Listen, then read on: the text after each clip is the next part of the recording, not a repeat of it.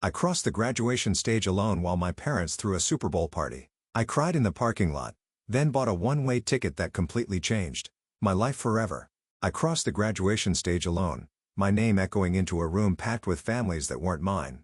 3 empty seats in the front row stared back at me colder than the February air waiting outside. While I shook hands with the dean, my parents were across town hosting a Super Bowl party, laughing, eating, celebrating everything except me.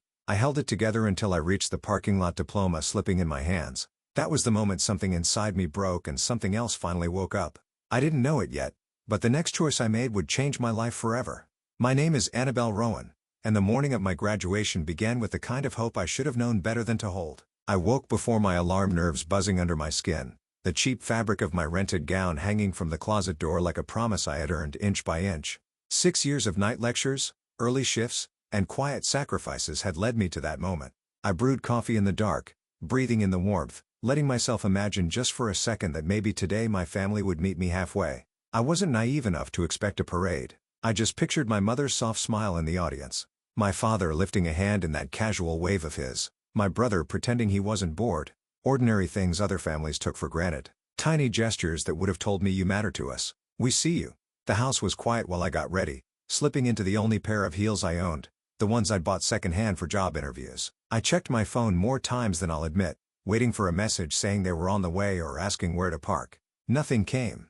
Instead, an old group chat lit up with chatter about snacks for the Super Bowl party. My mother had sent a picture of her famous dip arranged perfectly on the coffee table, the caption full of exclamation points. My father joked about which team would disappoint him this year. Mason bragged about a bet he was placing. No one mentioned the ceremony. Not one of them asked if I was nervous or excited or breathing. Still, I told myself they'd show that maybe this was how they calmed their nerves. Distraction dressed as denial. I clung to that thought like a thread holding the whole day together.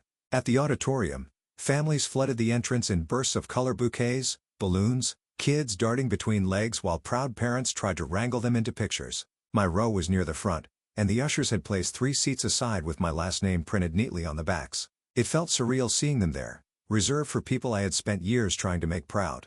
I smoothed my gown, checked my phone once more. Still nothing. My chest tightened, but I swallowed it down, refusing to let the panic bloom. I took my seat, staring at those empty chairs as the lights dimmed. A small, ridiculous part of me whispered, maybe they'll slip in late. Maybe they're parking. Maybe the traffic.